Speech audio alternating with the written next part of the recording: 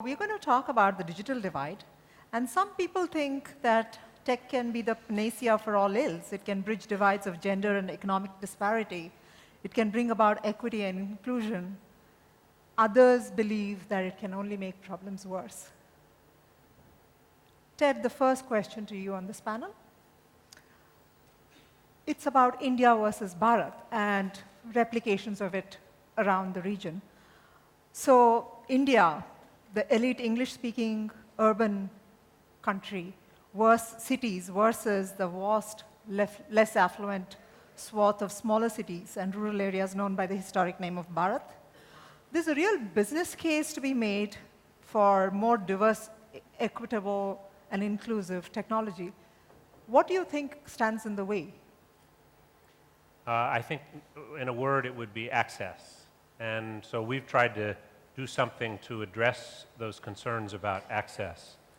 First of all, we partnered with Railtel and Indian Railways and with support from Mahindra and provided free Wi-Fi in train stations, more than 400 train stations. And recently I went to one in the Nizamuddin train station, and I learned from a man who'd been downloading videos on the free Wi-Fi how he had grown a new business right next to the train station. And we've done this. After doing it in India, we took it to Indonesia and the Philippines, Thailand, Mexico, Nigeria, Brazil, because it works very well, provides access, and that's our mission. And then specific to India, and maybe we can put up a picture of the Internet Sati, but we did some research in 2015, and we found that in rural India, as we just heard a little bit about, one of all the rural users of the internet, only 1 in 10 was a woman. And we thought, well, that's a missed opportunity. That's a gap that we can do something about. So working with Tata Trusts, we created a program called Internet Sati, and that's the pictures you're seeing. And it's train the trainer, it's women training women. And now, at this point, we've had 80,000 women training 28 million women in almost 300 villages, half of India's villages. And it's making a huge difference in the lives of so many. A lot of rural women in India prefer to use video or voice rather than text. And so we've made sure that those videos and those voice instructions are in all of India's 22 official languages, and that the keyboard is available for many more. And it's making a difference. So if a woman wants to ask about a health question or about cervical cancer, we heard about earlier, or she wants to learn about the price of rice or the price of fish, or how to find a particular kind of food or recipe, she can find it. And she has access to the same information that the Prime Minister of India has.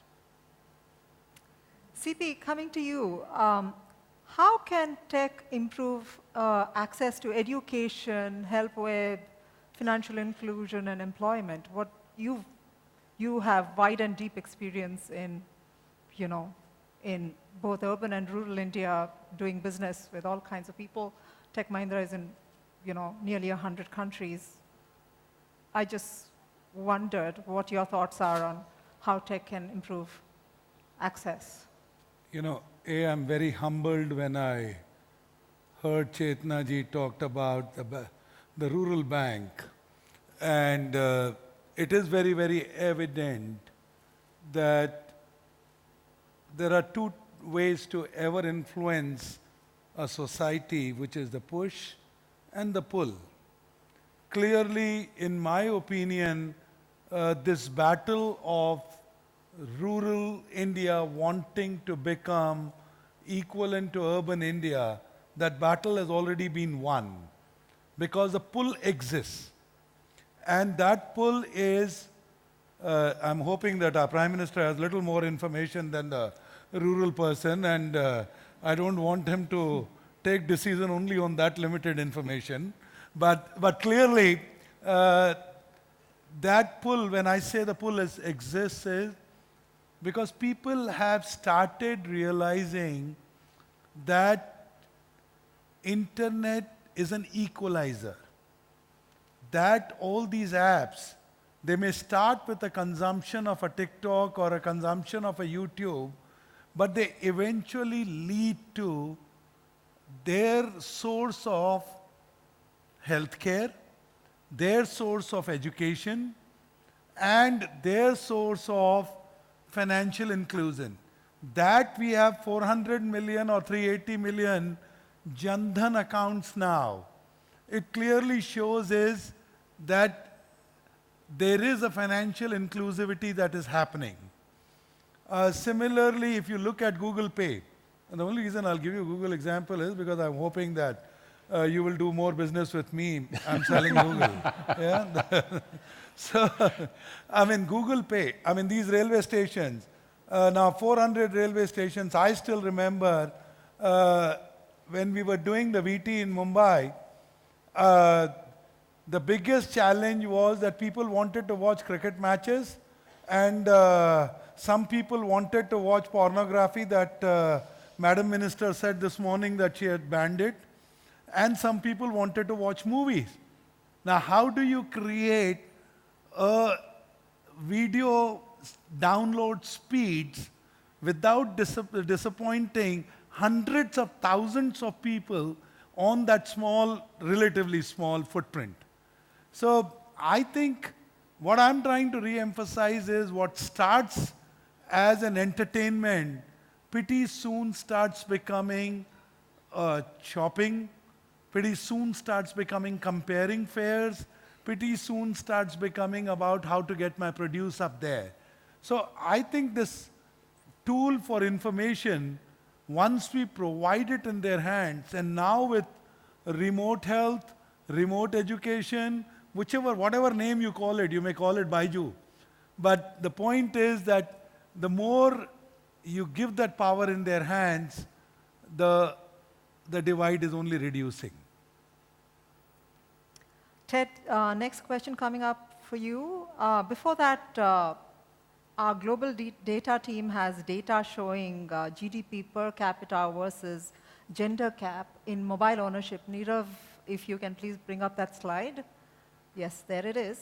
I don't know if you can see what's up there, but at the lower end of the GDP per capita, a woman in India is nearly 27% less likely to own a mobile phone compared with a man. And the gender gap decreases as income levels go up. Ted, where do you think access to technology stands both culturally and economically in India? Earlier, during the summit yesterday, for instance, we heard about Kap Panchayats or village clans banning women from using mobile phones. I wonder what the situation is in some of the other cultures that you are familiar with in this region. Well, first of all, I would echo something a previous speaker said, which is that you don't want poor solutions for poor people. What we've tried to do, we try to build our products for everybody, so that on the left side of that scale, that people have access, even through fairly simple phones, to the best information possible. Now, on the left side of that scale, a lot of times people will have to share phones. And so a family might have one phone, and in some parts of the world, including India, that might mean the husband has first access to the phone, the children second, and the woman third. And so what we have to do then is find ways for women to learn about how they can have privacy and safety on a phone that is shared. And CP talked about democratization of education. I think there's a whole process of teaching people about what is accessible on the internet and how they can protect themselves and retain their privacy. Because that's also something that's not just for wealthy people, but for poor people as well. CP, for a lot of women online, and this is not only in India but elsewhere in the world as well, going online is a lot like walking in a shady neighborhood sometimes. You know, you're always looking over your shoulder. It's the same thing online. What do you think, how do you think tech can sort of help with that? You know, how can tech find solutions? I mean, walking in a shady neighborhood should apply to everybody, I assume. And I don't know why you are discriminating, but so It's from much more of a threat to women than men. I don't know, Saritha. Uh, you know, you don't want another conversation on this, but I can only tell you from my perspective is that more often than not, like in any neighborhood, you have good neighbors and you have bad neighbors. I mean, I'm not trying to generalize it for the sake of generalizing it. It is just a way a community gets developed. And clearly, most of us in the technology sector do understand that many times we leave the door open, we invite trouble. We are the ones who would click on everything yes without even bothering to read what it is. We are the ones who will leave our credit card information. We are the ones who are giving data and not exercising the security constraints that we need to exercise. We are the ones who will post pictures and let it go into the public domain. So I think, like for your own community and the way you live in your own houses, I mean, you do some basic cleaning up, you do a basic protection, you do the basic data security, I think you will be all right. And I'm not saying a determined guy from the dark web cannot get access to you, but it will become a lot more difficult. It's the same way in a community, if you lock your doors, you're not inviting the thief. So I'm giving a generic reply, but I can only tell you is that web is no different. Continuing on the theme of gender balance, in the Silicon Valley, the epicenter of all things digital, it's had a reputation of being pretty male-dominated and even hostile to women. And there's a name for it. It's called bro culture. Ted, how do you build rules where you can strip away the toxic culture and keep the meritocracy in tech? Well, if your business is innovation, then that means you have to have creativity that comes from all sources. Innovation tends to be the result of collaboration, and collaboration is best when people sitting across the table don't necessarily look alike or don't necessarily have the same perspectives, but can come at a problem from different angles. That's what creates breakthrough. I think the business case is very clear for diversity and inclusion. It's what creates the kind of breakthroughs that lead to innovation, that lead to successful business. Now, it's a challenge, for example, in the engineering field, more than in the government affairs field where I work. So you have to widen the pipeline, and I think that means being very proactive about girls' education, especially in STEM. The business case, we've heard a lot about it earlier. The human case is very real too. I'm a white guy. I've had a lot of privileges in my life, but in the 1980s, when I joined the diplomatic corps, a gay man could never dream of becoming an ambassador. Well, we've been able to break that glass ceiling. I'm very happy that we have. And I think to allow everybody to achieve her or his potential is what allows progress to continue and allows innovation to flourish.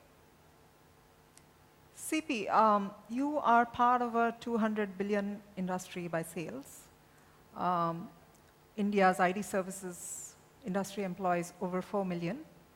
And despite the gender imbalance, you have about 30% representation by women. This industry in some ways has been a pathbreaker, but you have ways to go. And what can you do and what can other industries learn from you on how to not just break the glass ceiling, but also break through that impenetrable glass door? Saritha, I wish there was an easy answer to this. So first look at it. I mean, it's not just the gender. A lot depends on the geographies.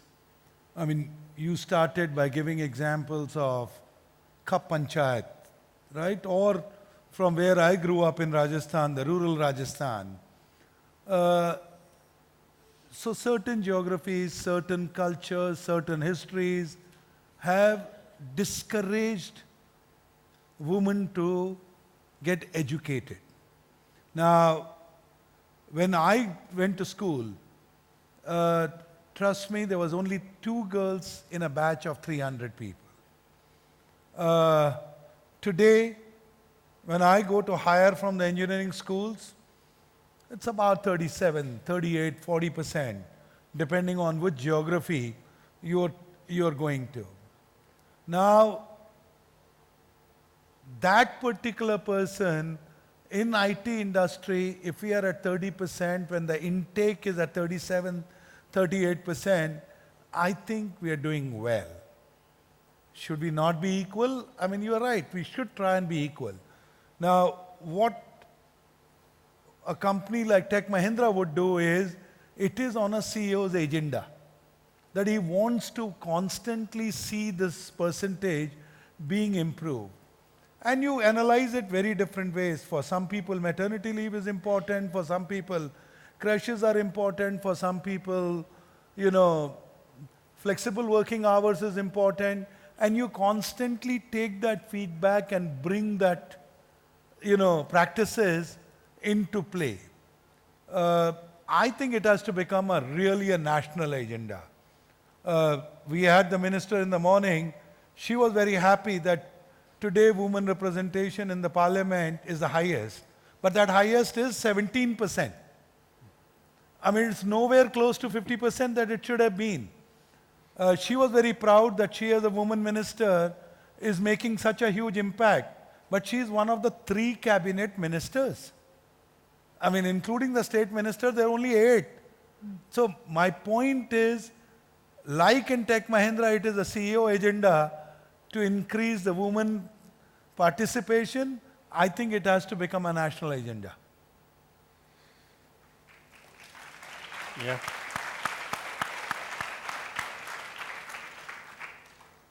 Let's get to some of the newer forms of divides. Because of the proliferation of artificial intelligence, there's not just a digital divide, but also an algorithm divide. And Ted, your Google uses AI so extensively. Between the savvier digital users and the newer next billion users coming online, there is a distinct difference. People who are savvy know how to navigate away from controls, protect their privacy. What happens when consumers have less information, they have less experience with traditional media, and what happens to, how can you sort of, how can they be made aware of what algorithms can do, and how do you then navigate away from that? How do you educate newer users on that? And you are, one of your biggest initiatives is the Next Billion Users initiative, and these are a whole several millions coming online every year, several hundred millions. I want you to talk about that. I think you have to start with an ethical framework. And we published ours a little more than a year ago. And we listed 7 principles that we will adhere to with every single AI project. The second on that list is that we will not create or reinforce bias with any of our AI projects. And we evaluate every single project that comes up against those principles. And if it meets the criteria, we go forward.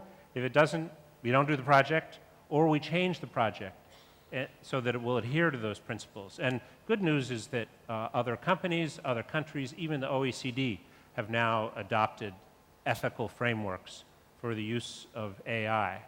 But you address a complex problem when it comes to NBU users. And so there has to be a whole process of democratizing education, as CP talked about, where you're educating. In the Internet Sati program, for example, has a safety and privacy portion of it. We're able to make it quite simple on devices to eliminate data if you want to. Now, I live in Singapore. There are a few places I go. I actually like to keep the data on my map so that my maps will remember where I want to go next in case I forget. But you don't have to do that. It's very easy now. You can have automatic deletion of your data as soon as you've looked up a question, it can be deleted. Same with YouTube. And so I think we have to make it as simple as possible for users, whether the next billion or the first billion users, to be able to have power over, to be empowered to decide how their data is used. Before I go to the next question, I'd love to do a quick show of hands. How many of you skip reading the consent forms and privacy agreements and go straight to the I agree button? Let's have a show of hands. I do too. That's pretty much all the room, but I see that some hands are not up, so I am assuming that there are some lawyers in the room. CP, how do you make those who are coming online for the first time become aware of privacy and consent? Because a lot of these users are not even literate. So, forget digitally literate. So how would you tackle a problem like that in, say, very rural India? So Saritha, when I grew up, the first hazardous vehicle that I drove was called bicycle. And there was no user manual for the bicycle, and the only way I learned cycling was by breaking my knees. So I can only tell you is that for the first time user, we can put whatever warning signs, we can do whatever to educate them, but the reality is somewhere that old again push and pull, that people around you have to tell you that you're making a mistake, because whatever content we give and how many languages you give that content, the reality is that unless you fall a few times, you won't learn. So I wish there was an easy answer of trying to tell people which part of online you should go to or not. What is a good touch or a bad touch? But the reality is you need to learn on your own.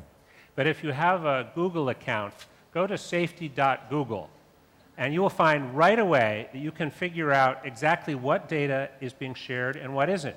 And if you have children, as I do, scroll down a little bit and it talks about how you can protect your family, what steps you can take to protect your family. Talk about the most innocent people of all. That's our children. We don't want them to go online and find bad things. And there are many, many steps that parents can take to protect their children. So one of the effects of the tech industry has been the rise of the gig economy, and from food delivery platforms to cab platforms, all of them use contract workers who are not classified as employees.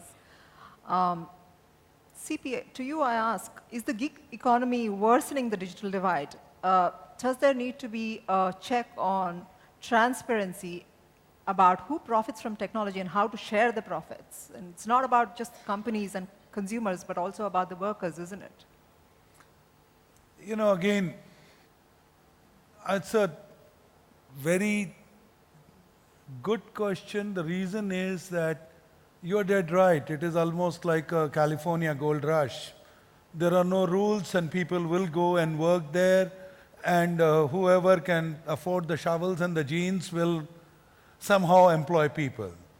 So a Domino's pizza or a Uber or a Flipkart or a Walmart, on one end has created thousands and thousands of the jobs, and many of them new jobs, which didn't exist, like the delivery guy, the packaging guys, or XYZ.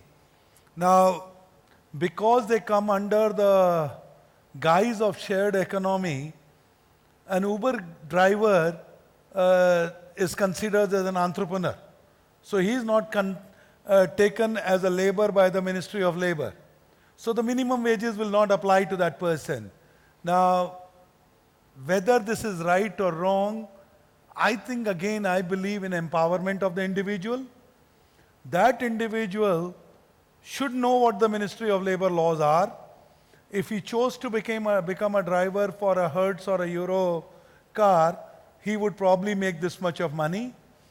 If he chooses to work for Uber and the number of hours he puts in, this is what he would do. And personally, I think people can make those decisions. Our job is to provide that information. And sooner or later, regulators in different countries have shown that they start putting a framework even in gig economy.